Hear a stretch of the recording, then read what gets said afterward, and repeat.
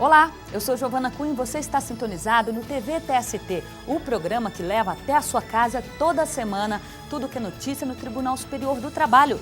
Trabalhadores que convivem diariamente com perigo. Quais os cuidados, quais os direitos previstos em lei e o que fazer para não transformar a rotina da profissão num pesadelo. Se você pretende ter um filho, é bom conhecer as regras da licença gestante. Acidente a caminho do trabalho. Isso pode acontecer. E a evolução jurídica do emprego rural. Tudo isso e muito mais agora no TV TST de hoje, que está só começando.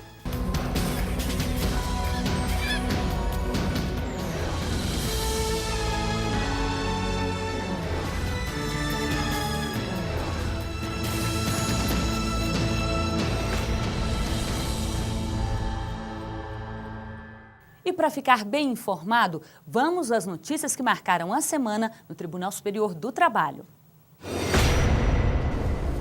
Um frigorífico de Goiás vai ter que pagar hora extra a uma funcionária que trabalhava na limpeza de locais com temperaturas abaixo de 12 graus Celsius. A empregada não usava o uniforme próprio e não tirava o intervalo de 20 minutos durante o trabalho, como determina a CLT. O relator do processo na primeira turma, juiz convocado José Pedro de Camargo, condenou o frigorífico a pagar 7 horas e 20 minutos de hora extraordinária por semana à funcionária. O ministro destacou que, apesar de a empregada não trabalhar em câmaras frias, ela ficava submetida a temperaturas muito baixas e, por isso, tem direito ao intervalo remunerado. Em Campinas, São Paulo, um empregado de uma concessionária de águas encarregado pelas obras de saneamento básico morreu de insuficiência renal. Ele tinha que entrar na rede de esgoto e pegou leptospirose durante o trabalho. A família do funcionário entrou na justiça pedindo indenização por dano moral e material. No TST, o relator do processo na 7ª turma, ministro Pedro Paulo Manos, condenou a empresa ao pagamento de R$350 mil à família do funcionário. Segundo o ministro, um laudo pericial e o depoimento de testemunhas confirmaram que a causa da morte do trabalhador foi o contato com as substâncias contaminadas. O ministro ainda ressaltou que a empresa não fornecia os equipamentos de proteção aos empregados. A rede de supermercados Walmart, em Curitiba, foi condenada a pagar todas as verbas trabalhistas a um ex-segurança demitido por justa causa depois de ser preso. Ele manteve em cárcere privado pessoas suspeitas de furto no supermercado por ordem da empresa. O empregado recorreu à justiça, pedindo que a dispensa fosse convertida para sem justa causa, além do pagamento das verbas trabalhistas e de indenização por danos morais. O relator do recurso na 4ª turma, ministro Vieira de Mello Filho, destacou que a condenação na esfera penal não implica em condenação na esfera trabalhista. A turma entendeu que a dispensa do empregado só ocorreu porque ele obedeceu às ordens da empresa, que se beneficiou do trabalho do fiscal na proteção do próprio patrimônio. O Tribunal Superior do Trabalho negou o recurso de uma ajudante de produção de uma empresa de tecnologia de São Paulo que queria receber na Justiça hora extra por causa da redução do intervalo para descanso. Norma coletiva da categoria diminuiu o tempo de intervalo, que passou de 1 hora para 40 minutos. Segundo a funcionária, a redução contrariou a consolidação das leis trabalhistas, a CLT. Ao julgar o processo na 4ª turma, o relator do recurso, ministro Fernando Ezuono, disse que a redução do intervalo intrajornada pode ser considerada regular quando existe autorização do Ministério do Trabalho. Por isso, os ministros negaram o pedido da empregada. Você já parou para pensar como é a rotina de quem trabalha todos os dias em contato com lixo tóxico ou hospitalar? Os riscos da profissão, os cuidados a serem tomados para evitar uma contaminação, são regras que não podem ser deixadas de lado um só momento. Qualquer descuido pode ter sérias consequências.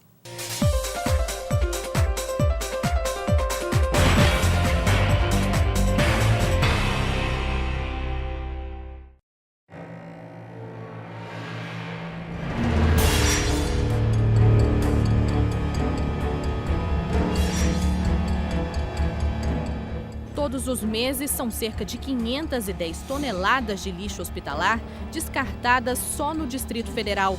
pilhas e pilhas dos chamados resíduos dos serviços de saúde, material altamente tóxico, produzido diariamente por hospitais, clínicas e postos de saúde.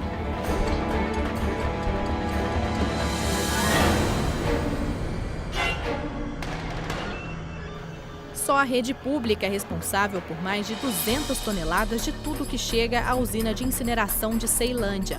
O restante é produzido por estabelecimentos particulares que são responsáveis pela própria coleta, transporte, tratamento e incineração dos resíduos tóxicos que produzem. No Distrito Federal, são cerca de 1.300 hospitais e clínicas particulares que lidam todos os dias com o lixo hospitalar e os resíduos dos serviços de saúde. Todo esse material é descartado separadamente em locais como este até serem levados para a incineração. Uma conta de quase 6 bilhões de reais por ano com o tratamento e a destinação do lixo.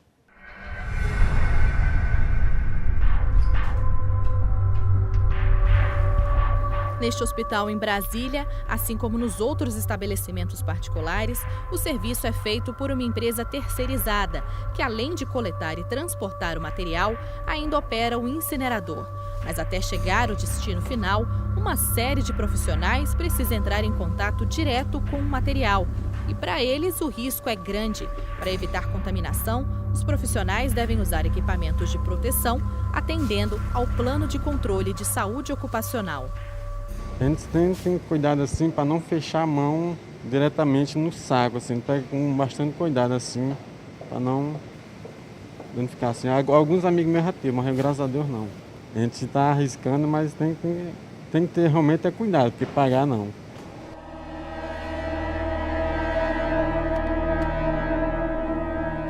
Todo cuidado é mesmo pouco no contato com o lixo hospitalar. O risco de contaminação não é só para os funcionários que lidam diretamente com o lixo. Este médico alerta que animais e insetos podem levar a contaminação para bem longe dali.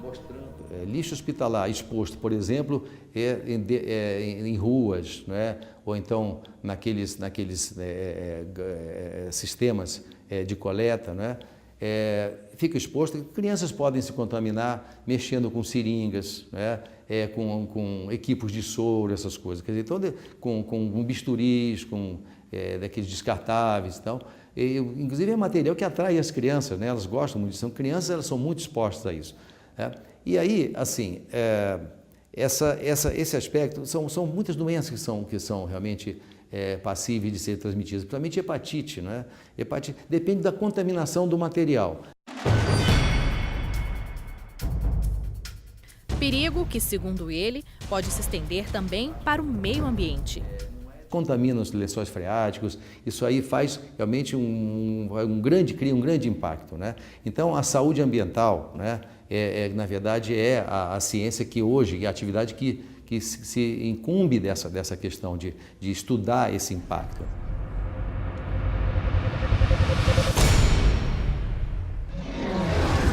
Além dos equipamentos de segurança, a lei também garante direitos adicionais para quem trabalha nas atividades que acabamos de mostrar. E conhecer não só os seus direitos, como também os seus deveres, é fundamental para não ter problemas no futuro.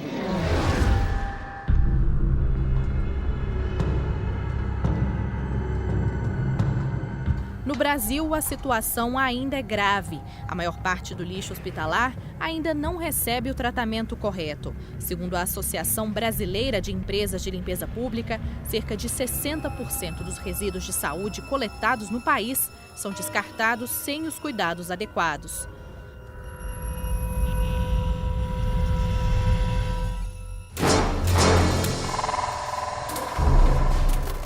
Para inibir casos como estes, o governo estabeleceu regras rígidas para a coleta, separação e destinação dos resíduos de saúde.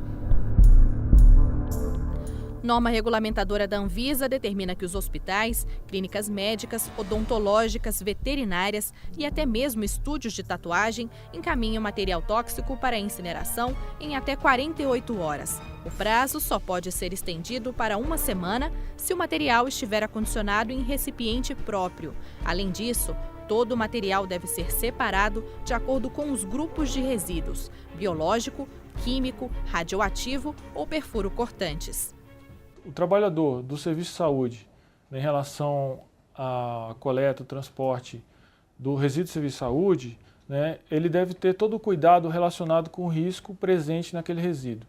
Então você tem os resíduos de serviço de saúde, ele tem vários riscos presentes devido aos seus agentes químicos, biológicos, radioativos, perfluorocortantes, né? Então o trabalhador ele tem que estar capacitado, né, para poder conhecer em primeiro lugar com o que ele está lidando.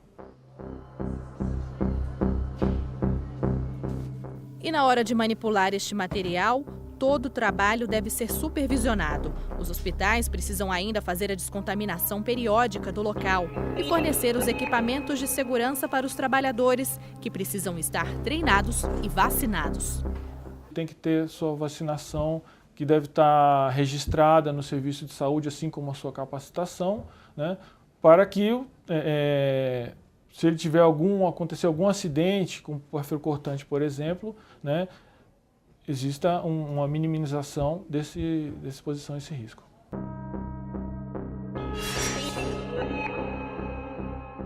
A empresa que descumpre as regras de segurança no manejo do lixo hospitalar fica sujeita a penalidades rígidas. Pode ter que pagar multa de 5 a 70 mil reais e corre o risco de perder o alvará de funcionamento.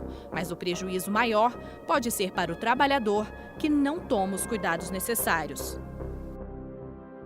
O empregador tem o direito das vacinas, do equipamento de proteção individual, equipamento de trabalho, e o trabalhador tem o direito de ter conhecimento dos seus deveres. Quer dizer, ele tem que saber como manipular corretamente os resíduos, ele tem que correr atrás para ter sua vacinação em dia, tem que ter conhecimento das regras do estabelecimento, né, quais os tipos de resíduos que são gerados, né, porque com esse conhecimento ele vai minimizar o risco no dia a dia do seu trabalho, né? Eu acho que é isso aí que ajuda. Um dos problemas que a gente tem tido é que acontece que as pessoas são capacitadas e muitas vezes, depois de ter uma pequena capacitação, acabam mudando de emprego. Mas isso aí, o empregador, mesmo se o funcionário é terceirizado do serviço de saúde, a responsabilidade dele é a mesma, né? A partir do momento que o trabalhador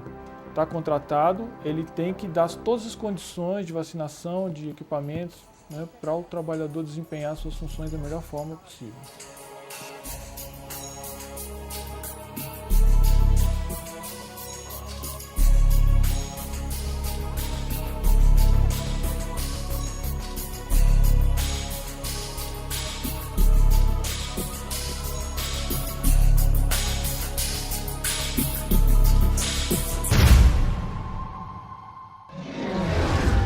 De qualquer parte do país, você pode entrar em contato e tirar as dúvidas sobre a Justiça do Trabalho. O João Macedo de Pernambuco quer informações sobre hora extra.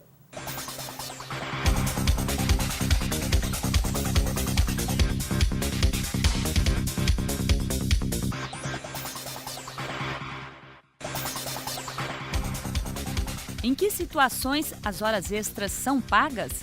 As horas extras são devidas toda vez que o empregado vai além da jornada normal de trabalho sem qualquer tipo de compensação. Também são devidas quando se trabalha no horário reservado ao intervalo ou ainda quando não é concedido tempo de intervalo para descanso durante a jornada ou entre um dia de trabalho e outro. Quando o empregado trabalhar depois do horário previsto no seu contrato de trabalho, essas horas extras, a partir desse horário normal, a partir dessa extrapolação, essas horas extras elas são devidas. Lembrando que, para que elas sejam devidas, os empregados eles têm que ter um horário pré-determinado na empresa, ou seja, não podem receber horas extras aqueles empregados, por exemplo, que são contratados por produção, ou seja, não tem um horário fixo. De que forma deverá ser remunerada a hora extra? A hora extra realizada de segunda a sexta-feira deve ser paga com acréscimo de, no mínimo, 50%. Quando o trabalho é aos domingos ou feriados, o trabalho extraordinário deve ser remunerado com acréscimo de 100%. Como pode ser prorrogada a jornada normal de trabalho? A prorrogação poderá ocorrer por mais 2 horas, além do horário normal de trabalho do empregado, desde que tenha previsão em acordo por escrito ou contrato coletivo de trabalho. A jornada também pode ser prorrogada por motivo de força maior, por exemplo, para atender à conclusão de serviços inadiáveis que podem acarretar prejuízo. A jornada de trabalho ela pode ser prorrogada em 5 situações. A primeira é acordo de prorrogação, quando o empregado e o empregador eles acordam em prorrogar esse horário de trabalho, essa jornada de trabalho. A segunda é sistema de compensação, ou seja, o empregado ele trabalha menos num dia e compensa com horas extraordinárias em outro. A terceira é força maior, ou seja, é uma situação que foge à competência da empresa e que ele acaba tendo que trabalhar mais do que o seu horário normal de trabalho. A quarta é recuperação de dias de paralisação, um exemplo clássico é a greve, questão da greve. E a quinta e última é em situação de serviços inadiáveis, ou seja, aqueles serviços que não podem ficar para o dia seguinte. O empregado pode se recusar a fazer hora extra? O empregado não pode se recusar a fazer horas extras se estiverem previstas em acordo ou contrato coletivo de trabalho. Mas o empregador não pode exigir do empregado jornada extraordinária superior à prevista em lei. Antes de fazer o acordo de prorrogação, ele pode se recusar, se não for de interesse dele. Mas depois que assumir o compromisso, através de acordo, convenção, em que ele fica obrigado a fazer essas horas, então ele não poderá se recusar. Faça como o João e mande a sua dúvida para nós. O caminho é o e-mail tv@tst.jus.br. Daqui a pouco vamos às ruas esclarecer a população. E não perca, no próximo bloco tem julgamento. Eu volto em 1 minuto. Até já.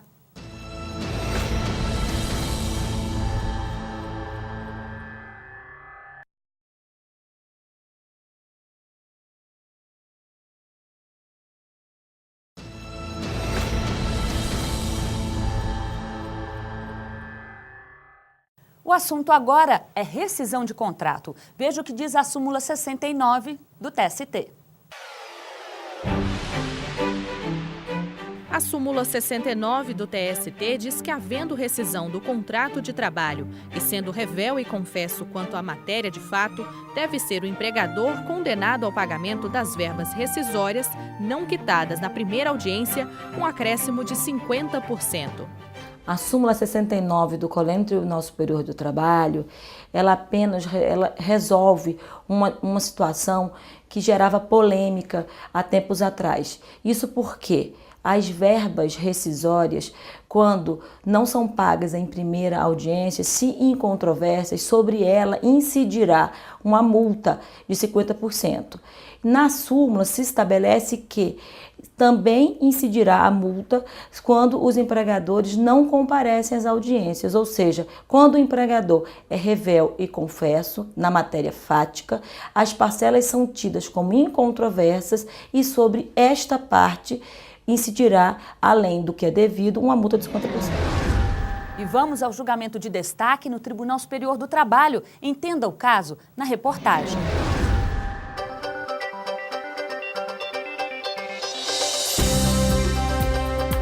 O processo judicial eletrônico na Justiça do Trabalho controla o andamento das ações e a padronização de dados e informações. O processo conta com registros, visualizações e controle exclusivo em meio eletrônico. Eu acho que a implantação do processo eletrônico na Justiça do Trabalho, assim como em qualquer outro âmbito da Justiça, eu acho que é essencial, inevitável e é uma coisa que tende a acelerar muito o processo. Hoje a gente já tem experiências fantásticas nos processos digitais aí pelo Brasil. Além de todas essas facilidades, o processo também pode ser assinado de forma digital pelo advogado.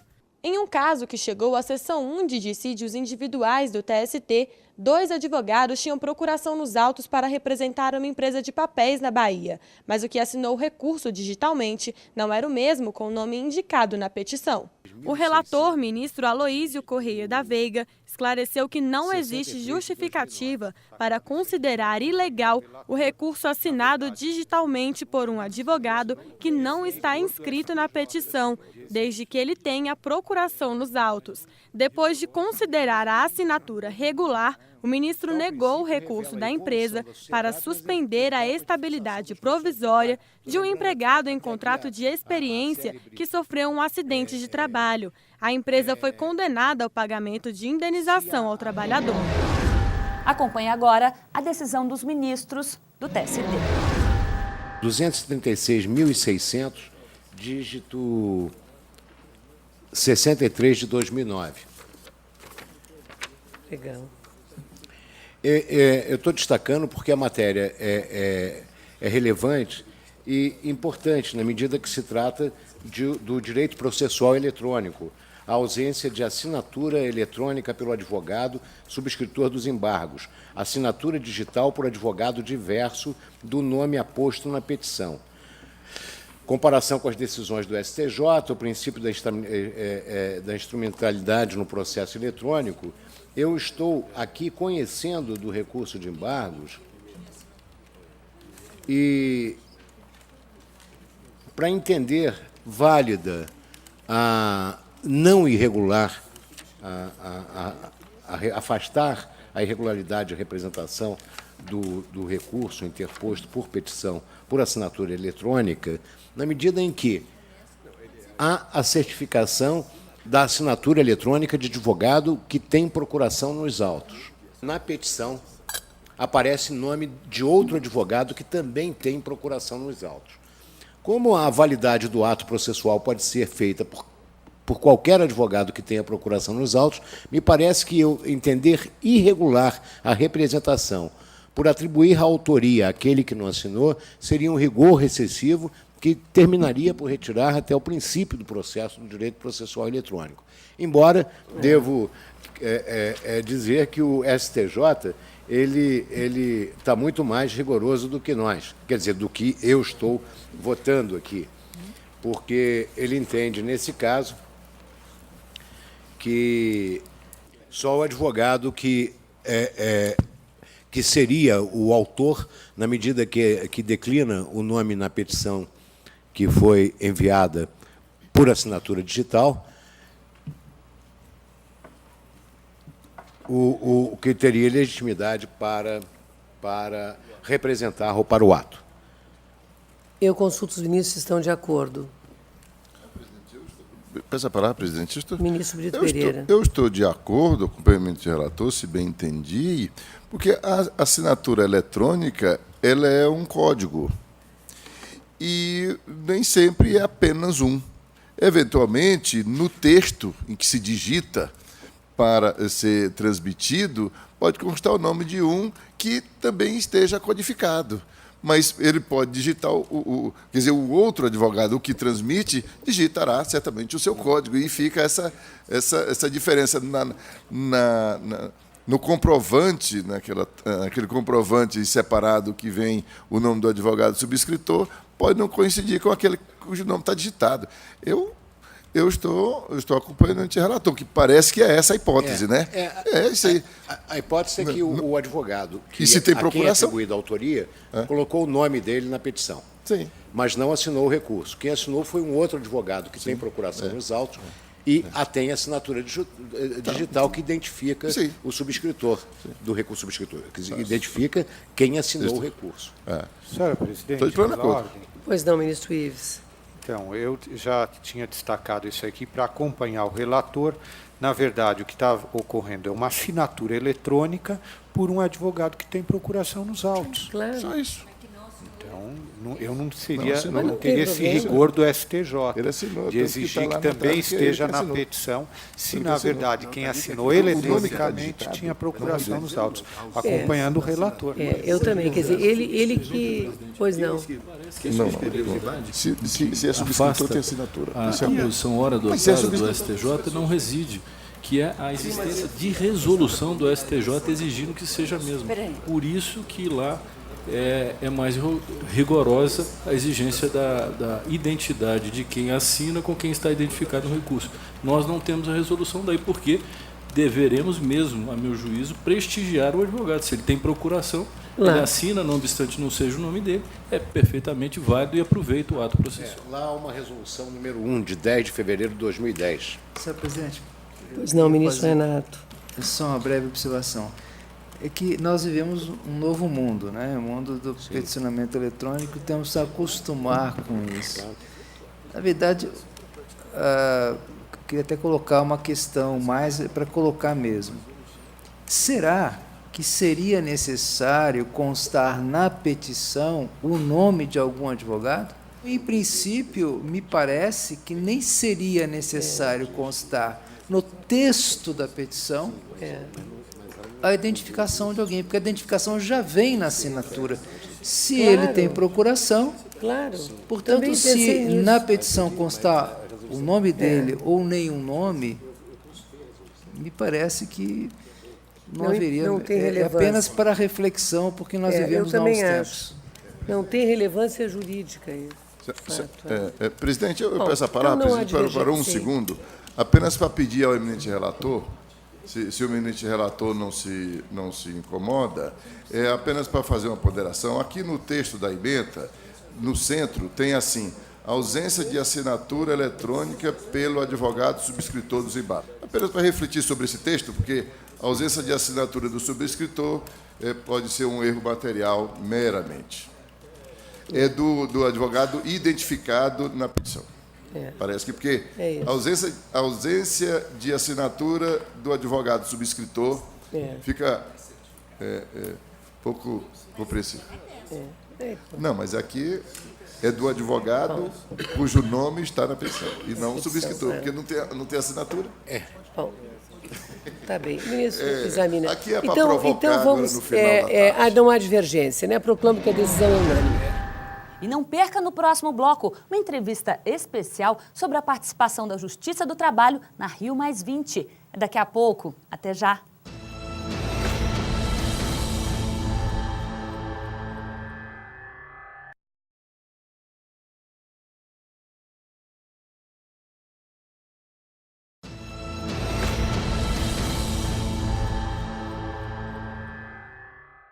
Hora do telespectador marcar presença no TV TST. A dúvida de hoje é sobre acidente a caminho do trabalho.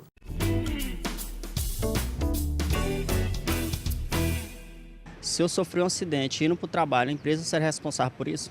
Acidente de trabalho no percurso da residência para o trabalho ou no retorno do empregado é considerado acidente de percurso. Como tal, o empregado então terá o seu contrato de trabalho suspenso e passará a receber o benefício acidentário da Previdência Social. Portanto, configurado o acidente de trabalho, ele terá a proteção da Seguridade Social. Em junho, o Brasil vai sediar a Rio+20, conferência da ONU que reúne líderes do mundo todo para discutir meios de transformar o planeta em um lugar melhor para se viver. Bem, o evento recebeu o nome de Rio+20 porque a reunião vai ser no Rio de Janeiro, exatamente 20 anos depois de outra conferência internacional que teve objetivo muito semelhante, a Eco 92, também promovida pela ONU.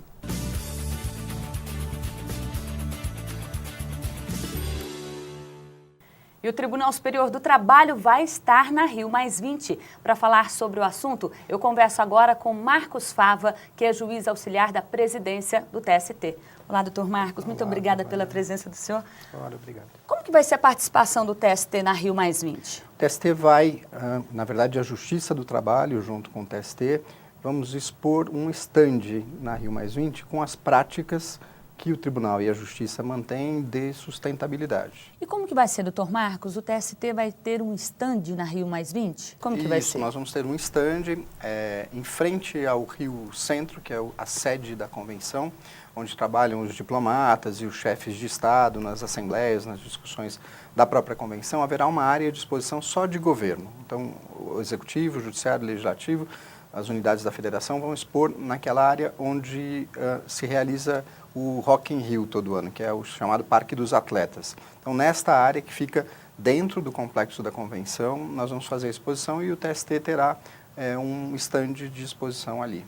E quais são as atividades verdes promovidas pelo TST? Olha, um pouquinho mais ampla do que a atividade da Eco 92, a Rio+20 tem um tripé bem claro.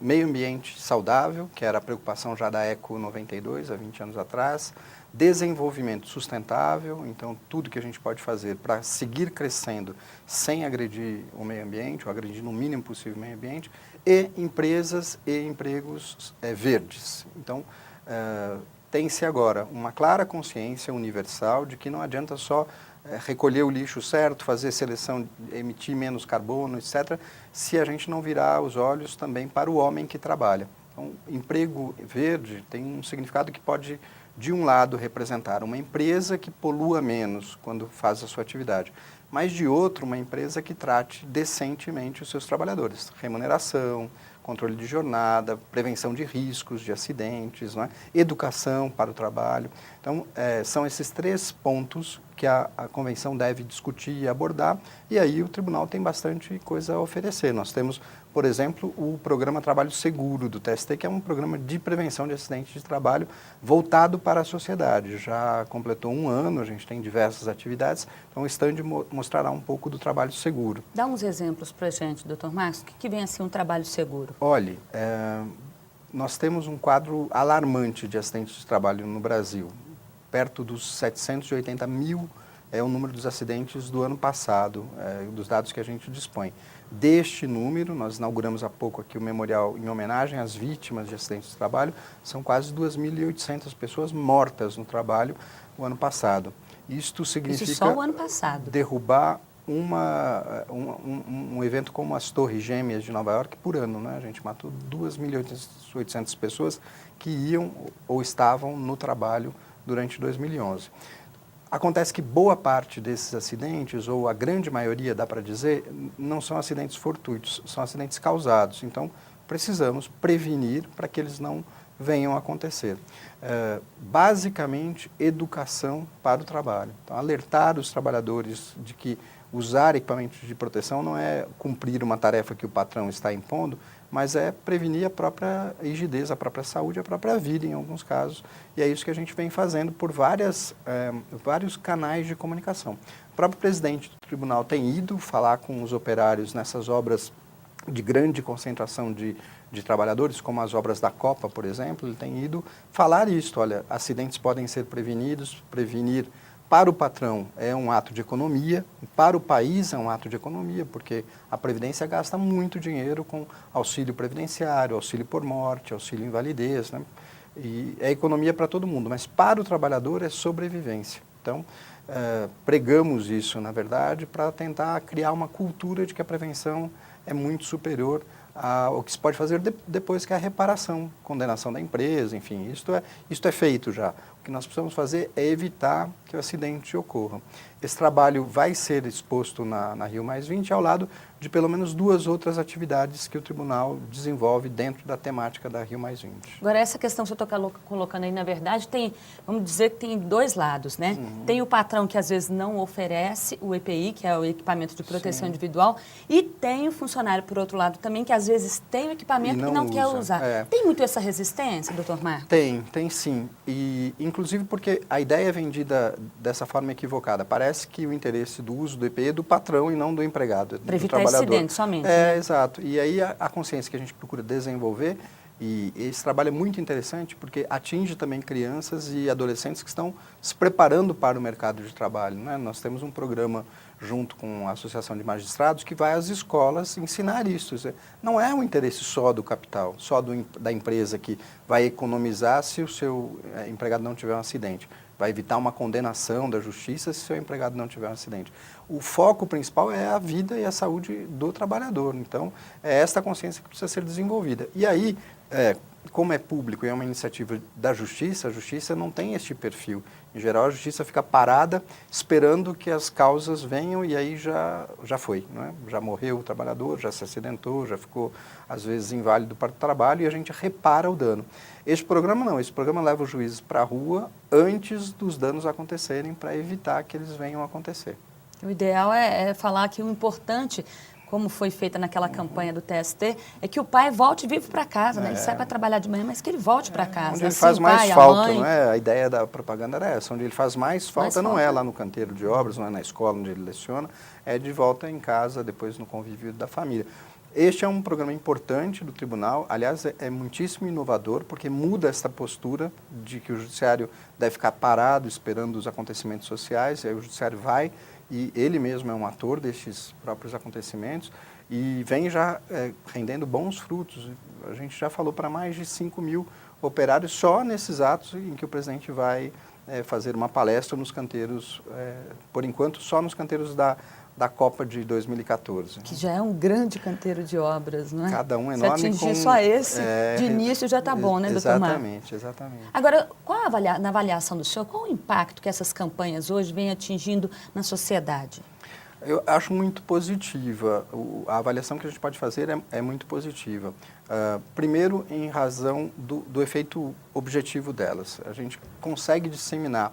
Então, nesses atos públicos, por exemplo, não é só a fala do presidente. Nós distribuímos material de prevenção para os trabalhadores, nós temos parceiros nesse programa, então um parceiro importante é o SESI tem cartilhas com linguagem acessível, tem gibis, né, para as crianças e para os adolescentes com esse conteúdo de educação para o trabalho, e isto vai ficando. Você distribui 3.000, como foi no evento do Maracanã, mais de 3.000 operários. Este material todo distribuído vai ficando, vai para casa, o filho lê, o vizinho se apropria disso. Então, não é possível quantificar, mas o resultado é muito positivo nesse sentido. Vai multiplicando essa informação, né? E, de outro lado, é importante para a própria justiça, né? Porque alerta, veja, esses números eram desconhecidos por boa parte dos juízes.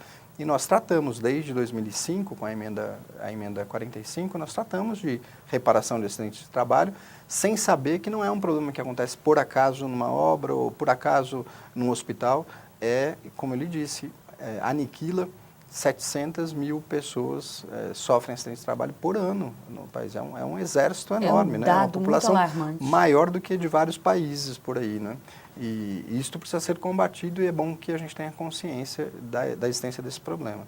Agora, doutor Marcos, além desse trabalho seguro, da campanha do trabalho seguro, o TST também tem um trabalho voltado a essa questão do meio ambiente agora, que é o PJE. Isso. Na verdade, ele traz agilidade para a sociedade, mas ele devolve outras vantagens. Quais seriam? Deixa de consumir não sei quantas florestas por ano, porque a justiça gasta muito papel, né, nos despachos, na formação dos processos, nos autos, né?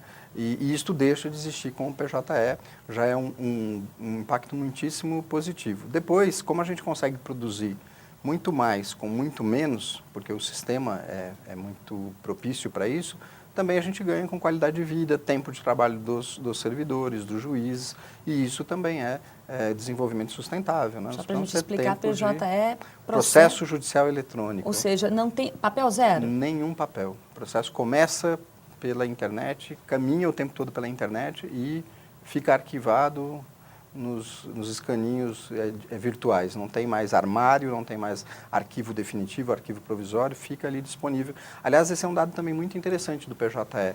O processo fica disponível para todo mundo, o tempo todo, 365 dias por ano, 24 horas por dia. Então, mudam os conceitos, né, que a gente tem de expediente forense, de ter que ir ao balcão para consultar o processo. Quando um documento é juntado ao processo, por exemplo, o juiz, em geral, dá vista às duas partes, né?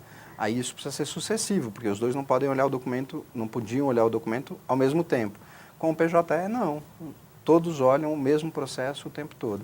Uma experiência feita no Supremo, que não tem ainda todo o seu processo ainda eletrônico, mas foi com o desenvolvimento da instrução desse processo rumoroso do mensalão. Desde o início, o relator do processo disponibilizou todo o processo, todos os autos do processo, eletronicamente. Então, tem 38 réus com 38 advogados, todos podem acessar o processo a qualquer hora do dia, da noite, da semana, qualquer dia da semana, sem ter a necessidade de burocratizar. Imagine o que seria um processo, né, deste tamanho, se a gente tivesse que dizer assim, cada um tem 10 dias para falar sobre um documento.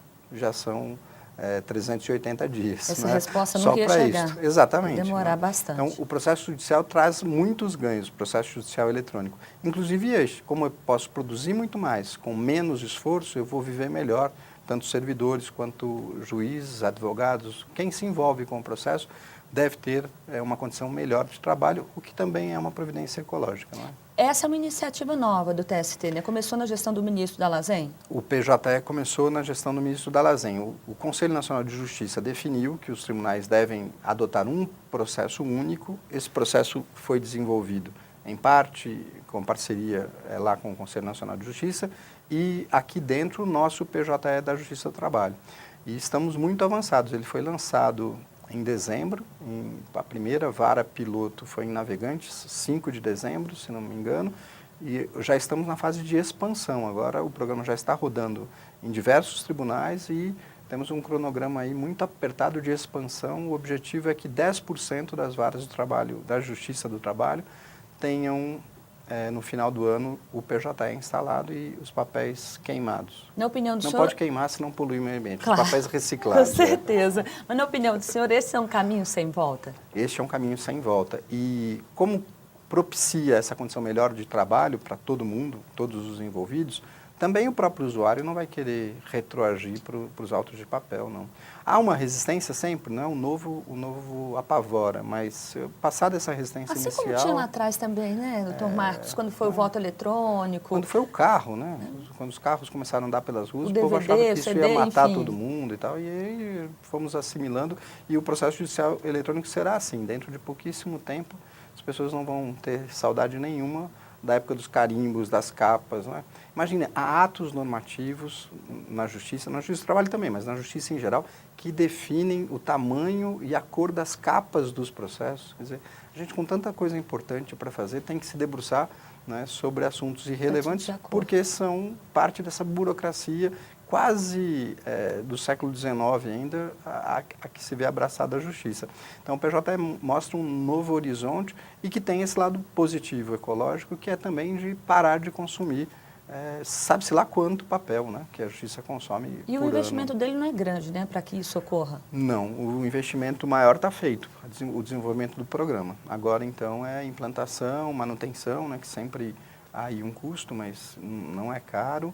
E é prático. A gente vem fazendo aí a capacitação dos juízes, servidores, advogados e percebe que o programa não oferece dificuldades. Isto vai ser mostrado lá na Rio Mais 20 também. Uma o que é que o PJE vem fazendo em prol do meio ambiente. O senhor acha que tem resistência a essa inovação ou não? O senhor acha que a Justiça está recebendo de braços abertos o processo judicial eletrônico? Há sempre quem resista, até por insegurança. Não é? É mais fácil, eu estou acostumado já a segurar o processo, a folhear o processo. Então, há um momento de resistência pelo desconhecido só.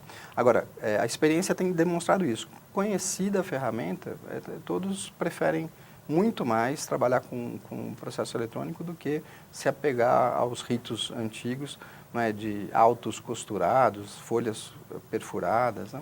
E acho que a sociedade também dá a resposta dela, né, sim, doutor Marcos? Um tempo inútil, né? Exatamente. Imagina todas as petições feitas no Brasil num dia. Todas elas precisam ser furadas, porque tem que juntar no processo, aberto o clips, põe a folha, fecha o clips, numera, rubrica. Quanto tempo se gastou nisso? Quando era preciso que alguém gastasse esse tempo lendo e decidindo o que aquela petição pede, o que, enfim, o simplificar o trabalho. Isto é um ganho que não tem preço, é um ganho incalculável. Mas a própria sociedade cobra essa resposta, né? Porque tudo que a sociedade pede é uma justiça mais ágil, é uma decisão mais rápida. Sim, e a disponibilidade da informação, a gente está aí às voltas com a lei da transparência recentemente editada, este processo é de fato público. Né? O outro que a gente fazia é quase público. Estava ali na secretaria, você precisava pedir, era preciso ter boa vontade de alguém para encontrar, se você não tivesse um número, enfim. Agora não, os processos estão disponíveis de fato para todo mundo e abertos na rede mundial. Você é o próprio servidor, né? Você vai lá e resolve o seu problema, pega da estante e olha, exatamente. Agora, doutor Marcos, eu queria falar mais sobre emprego verde. O que vem a ser isso? A ideia dos debates da convenção tem duas facetas. A faceta externa é verde uma empresa que polui menos, que usa ferramentas de desenvolvimento sustentável, enfim, que não agride o meio ambiente e coopera com a sua reciclagem. Isso é uma empresa verde. Olha, não gastar combustível que não tem óleo, né? O óleo não é eterno e é uma fonte de energia esgotável.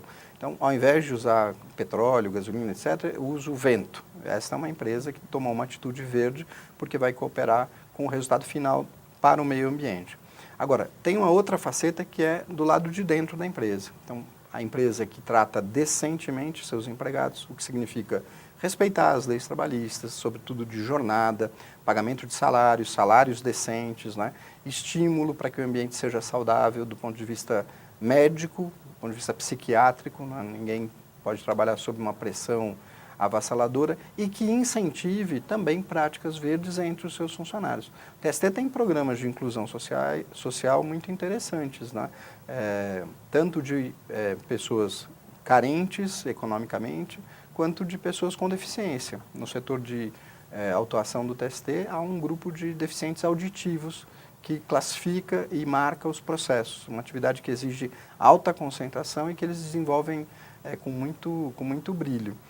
Isto é uma atitude verde. Então, uma empresa verde para fora, mas verde para dentro também. Não é possível fazer reciclagem de lixo e, ao mesmo tempo, enlouquecer seus trabalhadores por conta da pressão, do assédio, do desrespeito. São os dois lados do trabalho verde. Ou seja, tem muitas experiências para compartilhar com a sociedade na Rio+20. O TST é o único tribunal superior que vai estar presente? Ao que parece, sim. Nós não temos esse dado confirmado, mas ao que parece, dos tribunais superiores será o único a expor lá na Rio+20. Nós estamos consultamos os tribunais, né, por meio do Conselho Superior da Justiça do Trabalho e levaremos registro também das experiências dos tribunais regionais do trabalho. Há experiências interessantes e nessas três áreas, né, de sustentabilidade, meio ambiente saudável e trabalho verde. E aí também os tribunais estarão, na verdade, representados ali com as suas experiências ecológicas. Maravilha. Então fica aqui o convite, né, doutor Marcos? De que dia no Rio? A exposição, a convenção propriamente dita só toma 3 dias, de 20 a 22. Mas todo o movimento será de 13 de junho a 24 de junho.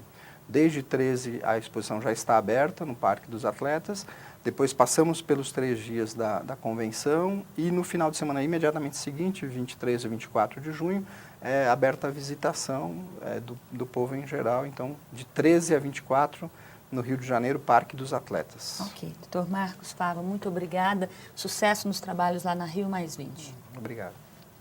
A situação do trabalhador rural brasileiro se divide em 2 fases distintas sob qualquer ponto de vista, antes e depois da criação do Estatuto do Trabalhador Rural em 1963. Conheça agora um pouco das conquistas dessa categoria responsável por garantir o alimento na mesa de milhões de pessoas todos os dias.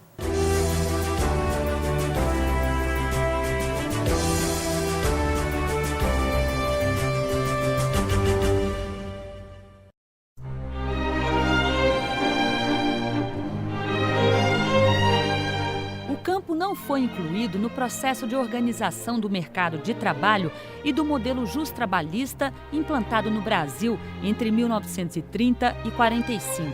A própria CLT, criada em 43, no artigo 7º, excluiu os empregados agrícolas das normas do direito individual do trabalho.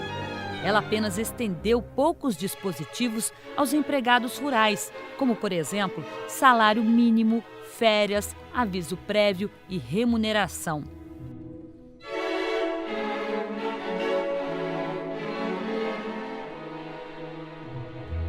Em 1963, surge no Brasil uma espécie de mini CLT rural, através da Lei 4.214, chamada de Estatuto Rural, que tratou dos direitos individuais, coletivos, processuais, previdenciários e fiscalização trabalhista no campo rural.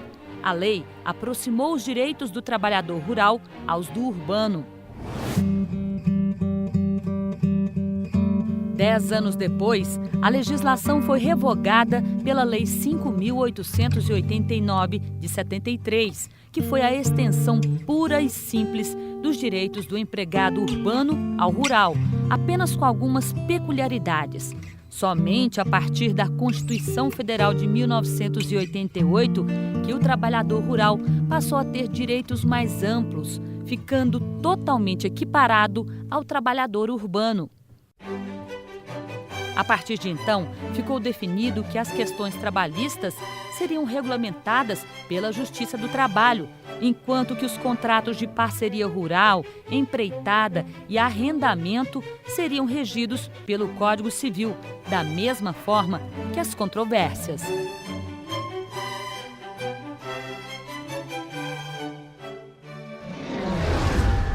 E não deixe de acompanhar as decisões do Tribunal Superior do Trabalho no Twitter, no Facebook, no YouTube e em tempo real. Acesse o site tst.jus.br. Na semana que vem tem mais TV TST. Eu espero você. Até lá!